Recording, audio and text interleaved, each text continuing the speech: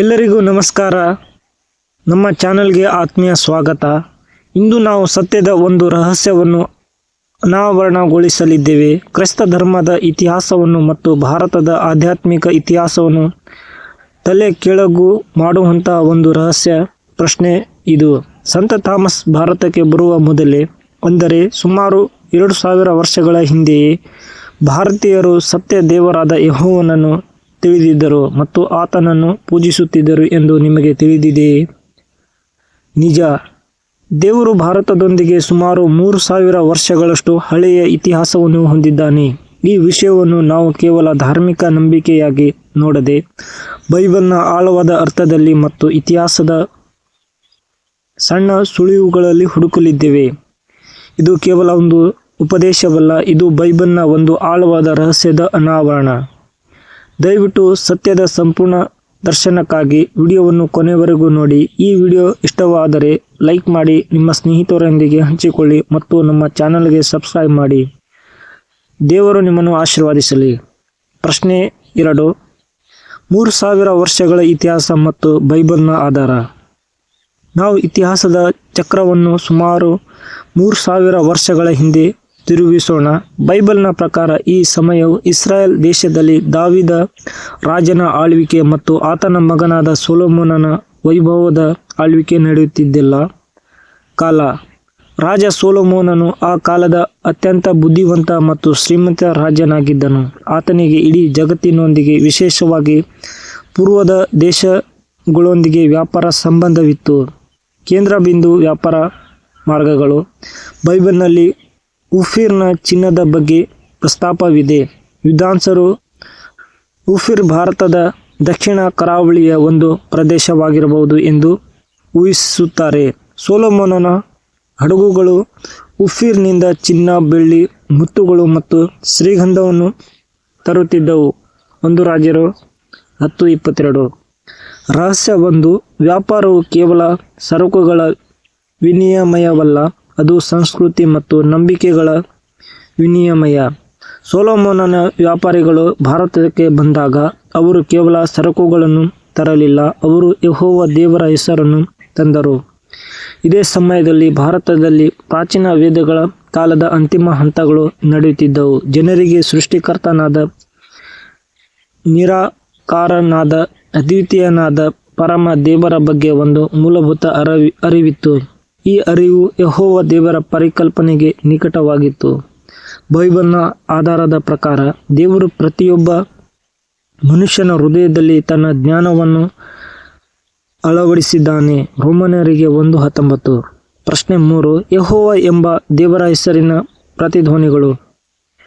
ಯೆಹೋವ ದೇವರು ತನ್ನ ಪರಿಶುದ್ಧ ಹೆಸರಿನ ಮೂಲಕ ತನ್ನನ್ನು ಪ್ರಕಟಪಡಿಸುತ್ತಾನೆ. ಯೆಹೋವ ಅಥವಾ ಯಾಹ್ವೆ ಎಂದರೆ ನಾನು ಇರುವವನಾಗಿದ್ದೇನೆ ಅಥವಾ ನಾನು ಆಗುವವನಾಗಿದ್ದೇನೆ. ಇದು ಕಾಲಾತೀತ, ಸ್ವಯಂ ಅಸ್ತಿತ್ವದಲ್ಲಿರುವ ದೇವರ ಪರಿಕಲ್ಪನೆ. ನಾವು ಪ್ರಾಚೀನ ಭಾರತೀಯ ಆಧ್ಯಾತ್ಮಿಕ ಪರಿಕಲ್ಪನೆಗಳನ್ನು ಗಮನಿಸಿದರೆ, ಅಲ್ಲಿನ ಜನರಿಗೆ ಬ್ರಹ್ಮಾಂಡದ ಮೂಲ ಶಕ್ತಿ, ಸೃಷ್ಟಿಕರ್ತ ಮತ್ತು ಪೋಷಕನ ಬಗ್ಗೆ ಆಳವಾದ ಜ್ಞಾನವಿತ್ತು. ರಹಸ್ಯ 2. ನಮ್ಮ ಆಧ್ಯಾತ್ಮಿಕ ಗ್ರಂಥಗಳು ಮತ್ತು ನಂಬಿಕೆಗಳಲ್ಲಿ ಕಂಡುಬರುವ ಕೆಲವು ಪರಿಕಲ್ಪನೆಗಳು ಯೆಹೋವನ ಗುಣಲಕ್ಷಣಗಳು ಪ್ರತಿಧ್ವನಿಗಳಂತೆ ಇವೆ. 1. ಏಕದೇವತಾ ಪರಿಕಲ್ಪನೆ. 3000 ವರ್ಷಗಳ ಹಿಂದೆ ಭಾರತೀಯರು ಬಹು ದೇವತಾರಾಧನೆಯ ನಡುವೆಯೂ ಒಬ್ಬ ಪರಮಶಕ್ತಿಯನ್ನು ಗುರುತಿಸಿದ್ದರು. 2. ಶುದ್ಧತೆ ಮತ್ತು ತ್ಯಾಗ. ಯೆಹೋವನ ಆರಾಧನೆಯು ಶುದ್ಧತೆ ಮತ್ತು ಪಾಪವನ್ನು ನಿವಾರಿಸುವ ತ್ಯಾಗದ ಅಗತ್ಯವನ್ನು ಒತ್ತಿ ಹೇಳುತ್ತದೆ. ಆ ಕಾಲದ ಕೆಲವು ಭಾರತೀಯ ಧಾರ್ಮಿಕ ಪದ್ಧತಿಗಳಲ್ಲಿಯೂ ಈ ಪರಿಕಲ್ಪನೆಯು ಪ್ರಬಲವಾಗಿತ್ತು. ಸೊಲೊಮೋನನ ವ್ಯಾಪಾರಿಗಳು ಈ ಜ್ಞಾನವನ್ನು ಹಂಚಿಕೊಂಡಾಗ ಅದು ಭಾರತದಲ್ಲಿ ಈಗಾಗಲೇ ನೆಲೆಗೊಂಡಿದ್ದ ಆಧ್ಯಾತ್ಮಿಕ ಅಡಿಪಾಯದೊಂದಿಗೆ ಬೆರೆತು ಹೋಯಿತು. ಯೆಹೋವನು ಕೇವಲ ಇಸ್ರಾಯೇಲಿನ ದೇವರಲ್ಲ, ಆತನು ಇಡೀ ಲೋಕಕ್ಕೆ ಆಡಳಿತಗಾರ ಎಂದು ಭಾರತೀಯರು ಅರ್ಥ ಮಾಡಿಕೊಂಡರು. ಸಂತ ಥಾಮಸ್ ಬರುವಷ್ಟರಲ್ಲಿ ದಕ್ಷಿಣ ಭಾರತದ ಕೆಲವು ಸಮುದಾಯಗಳು ಯೆಹೋವನನ್ನು ತಿಳಿದಿದ್ದವು ಮತ್ತು ಆತನ ಶಬ್ದಕ್ಕಾಗಿ ಕಾಯುತ್ತಿದ್ದವು ಎಂಬುದು ಸ್ಪಷ್ಟ. ಪ್ರಶ್ನೆ 4. ಸಂತ ಥಾಮಸ್ ಮತ್ತು ಆಳವಾದ ಸಿದ್ಧಾಂತ. ಈಗ ನಾವು 2000 ವರ್ಷಗಳ ಹಿಂದಕ್ಕೆ ಬರುತ್ತೇವೆ. ಯೇಸು ಕ್ರಿಸ್ತನ ಪುನರುತ್ಥಾನದ ನಂತರ ಆತನ ಶಿಷ್ಯರಲ್ಲಿ ಒಬ್ಬರಾದ ಸಂತ ಥಾಮಸ್ ಭಾರತಕ್ಕೆ ಬಂದರು ಎಂಬುದು ಪ್ರಬಲ ಐತಿಹಾಸಿಕ ನಂಬಿಕೆ. ಇಲ್ಲಿ ಒಂದು ದೊಡ್ಡ ಪ್ರಶ್ನೆ ಇದೆ ಗೆಳೆಯರೆ. ಸಂತ ಥಾಮಸ್ ಅವರು ಪ್ರಚಾರ ಮಾಡಲು ಪ್ರಾರಂಭಿಸಿದಾಗ ದಕ್ಷಿಣ ಭಾರತದ ಜನ ಆತನ ಸಂದೇಶವನ್ನು ಏಕೆ ತಕ್ಷಣ ಒಪ್ಪಿಕೊಂಡರು?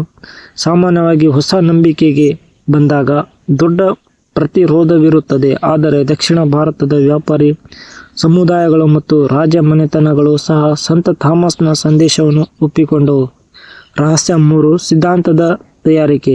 ಥಾಮಸ್ ಅವರು ಯೇಸುಕ್ರಿಸ್ತನ ಮೂಲಕ ಸತ್ಯ ದೇವರಾದ ಯೆಹೋವನ ಬಗ್ಗೆ ಮಾತಾಡಿದರು. ಆತನು ಹೊಸ ದೇವರನ್ನು ಪರಿಚಯಿಸಲಿಲ್ಲ. ಆತನು ಈಗಾಗಲೇ 3000 ವರ್ಷಗಳ ಹಿಂದೆ ಪರಿಚಯಿಸಲ್ಪಟ್ಟ ದೇವರ ಕುರಿತು ಮಾತಾಡಿದನು. ಆದರೆ ಆತನು ಕಳುಹಿಸಿದ ವಿಮೋಚಕನ ಬಗ್ಗೆ ಮಾತನಾಡಿದನು. ಅಂದರೆ 1. ಹಿಂದಿನ ಜ್ಞಾನ. ಭಾರತೀಯರಿಗೆ ದೇವರ ಯೆಹೋವನ ಬಗ್ಗೆ ಒಂದು ಸಾಮಾನ್ಯವಾದ ಜ್ಞಾನವಿತ್ತು. 2. ಹೊಸ ಪ್ರಕಟಣೆ. ಸಂತ ಥಾಮಸ್ ಕೇವಲ ಯೇಸುಕ್ರಿಸ್ತನು ಅದೇ ದೇವರ ಪುತ್ರ ಮತ್ತು ಆತನೇ ನಮ್ಮ ವಿಮೋಚಕ ಎಂದು ಬಹಿರಂಗಪಡಿಸಿದರು. ಆದ್ದರಿಂದ ಥಾಮಸ್ ಪ್ರಚಾರ ಮಾಡಿದ ಹೊಸ ಒಡಂಬಡಿಕೆಯ ಸಿದ್ಧಾಂತವು ಭಾರತದ ಮನಸ್ಸಿನಲ್ಲಿ ಈಗಾಗಲೇ ನೆಲೆಗೊಂಡಿದ್ದ ಹಳೆಯ ಒಡಂಬಡಿಕೆ ದೇವರ ಪರಿಕಲ್ಪನೆಯೊಂದಿಗೆ ಸುಲಭವಾಗಿ ವಿಲೀನಗೊಂಡಿತು ಮತ್ತು ದೇವರು ತನ್ನ ಸೇವಕ ಸಂತ ಥಾಮಸ್ಗೂ ಮುನ್ನವೇ ಭಾರತದ ಜನರನ್ನು ಸಿದ್ಧಪಡಿಸಿದ್ದನು. ಭಾಗ 5. ಸಾರಾಂಶ ಮತ್ತು ನಮ್ಮೆಲ್ಲರಿಗೂ ಪಾಠ. ನಾವು ಈ ವಿಡಿಯೋದಲ್ಲಿ ನೋಡಿದ ಮುಖ್ಯ ಅಂಶಗಳನ್ನು ಸಂಕ್ಷಿಪ್ತವಾಗಿ ನೋಡೋಣ. 3000 ವರ್ಷಗಳ ಹಿಂದೆ ರಾಜ ಸೊಲೊಮೋನನ ವ್ಯಾಪಾರ ಮಾರ್ಗಗಳ ಮೂಲಕ ಯೆಹೋವ ದೇವರ ಜ್ಞಾನ ಭಾರತಕ್ಕೆ ತಲುಪಿತ್ತು. ಸಿದ್ಧಾಂತದ ಆಳ. ಬೈಬಲ್ನ ದೇವರು ಇಸ್ರಾಯೇಲ್ ದೇವರು ಮಾತ್ರವಲ್ಲ, ಆತನು ಇಡೀ ಜಗತ್ತಿನ ದೇವರು ಎಂಬುದಕ್ಕೆ ಭಾರತದ ಇತಿಹಾಸವೇ ಸಾಕ್ಷಿ. ಥಾಮಸ್ನ ಯಶಸ್ಸು. ಸಂತ ಥಾಮಸ್ ಬಂದಾಗ ಜನರು ಹೊಸ ದೇವರನ್ನು ಸ್ವೀಕರಿಸಲಿಲ್ಲ. ಬದಲಾಗಿ ಅವರು ಮೊದಲೇ ತಿಳಿದಿದ್ದ ದೇವರ ಸಂದೇಶದ ಪೂರ್ಣತೆಯನ್ನು ಸ್ವೀಕರಿಸಿದರು. ಇಲ್ಲಿಯೇ ಬೈಬಲ್ನ ಆಳವಾದ ರಹಸ್ಯ ಅಡಗಿದೆ. ದೇವರು ಯಾವುದೇ ಒಂದು ದೇಶಕ್ಕೆ ಅಥವಾ ಜನಾಂಗಕ್ಕೆ ಸೀಮಿತವಲ್ಲ. ಆತನು ಇಸ್ರಾಯೇಲ್ಗೆ ತನ್ನನ್ನು ವಿಶೇಷವಾಗಿ ಪಡಿಸಿದರೂ ಆತನು ಪ್ರಪಂಚದ ಪ್ರತಿಯೊಂದು ಭಾಗದಲ್ಲಿಯೂ ತನ್ನ ಸಾಕ್ಷಿಯನ್ನು ಉಳಿಸಿದ್ದಾನೆ. ಭಾರತದ ಈ ಪ್ರಾಚೀನ ಇತಿಹಾಸವು ದೇವರು ಪ್ರತಿ ಸಂಸ್ಕೃತಿಯ ಹೃದಯದಲ್ಲಿ ಸತ್ಯದ ಬೀಜವನ್ನು ಬಿತ್ತಿದ್ದಾನೆ ಎಂಬುದಕ್ಕೆ ಪ್ರಬಲ ಪುರಾವೆ ನೀಡುತ್ತದೆ. ಇದು ದೇವರ ಸಾರ್ವಭೌಮ ಯೋಜನೆ. ಅಂದರೆ ಎಲ್ಲ ಜನಾಂಗದವರು ಯೇಸುಕ್ರಿಸ್ತನ ಮೂಲಕ ಆತನನ್ನು ಆರಾಧಿಸಬೇಕೆಂಬ ಆತನ ಶ್ರೇಷ್ಠ ಬಯಕೆ. ಭಾಗ 6. ಮುಕ್ತಾಯ ಮತ್ತು ಕರೆ. ಬೈಬಲ್ನ ಈ ಆಳವಾದ ರಹಸ್ಯ ನಿಮ್ಮ ನಂಬಿಕೆಯನ್ನು ಮತ್ತಷ್ಟು ಬಲಪಡಿಸಿದೆ ಎಂದು ನಾನು ಭಾವಿಸುತ್ತೇನೆ. ನಮ್ಮ ದೇಶವಾದ ಭಾರತವು ದೇವರ ಯೋಜನೆಯಲ್ಲಿ ಎಷ್ಟು ಮಹತ್ವದ ಪಾತ್ರವನ್ನು ಹೊಂದಿದೆ ಎಂದು ತಿಳಿದು ನಮಗೆ ಹೆಮ್ಮೆ ಆಗಬೇಕು. ಈ 3000 ವರ್ಷಗಳ ಸಂಬಂಧವು ಇಂದಿಗೂ ಮುಂದುವರಿದಿದೆ. ಯೆಹೋವ ದೇವರು ಮತ್ತು ಆತನ ಮಗ ಯೇಸುಕ್ರಿಸ್ತನ ಕಡೆಗೆ ನಮ್ಮ ಹೃದಯವನ್ನು ತಿರುಗಿಸಲು ಇದು ಸಕಾಲ. ನೀವು ಏನು ಯೋಚಿಸುತ್ತೀರಿ? ಈ ಇತಿಹಾಸದ ಬಗ್ಗೆ ನಿಮ್ಮ ಅಭಿಪ್ರಾಯಗಳನ್ನು ಕಮೆಂಟ್ ವಿಭಾಗದಲ್ಲಿ ನಮಗೆ ತಿಳಿಸಿ. ಕೊನೆಯದಾಗಿ ನಿಮ್ಮೆಲ್ಲರಿಗೂ ಪ್ರೀತಿಯ ಮಾತುಗಳು. ದೇವರು ನಿಮ್ಮನ್ನು ಆಶೀರ್ವದಿಸಲಿ. ನೀವು ಎಲ್ಲೇ ಇದ್ದರೂ ಆತನ ಶಾಂತಿ ಮತ್ತು ಆಶೀರ್ವಾದವು ನಿಮ್ಮೊಂದಿಗಿರಲಿ. ಮುಂದಿನ ವಿಡಿಯೋದಲ್ಲಿ ಮತ್ತೊಂದು ಆಳವಾದ ರಹಸ್ಯದೊಂದಿಗೆ ನಿಮ್ಮನ್ನು ಭೇಟಿಯಾಗುವೆ. ಶುಭ ದಿನ.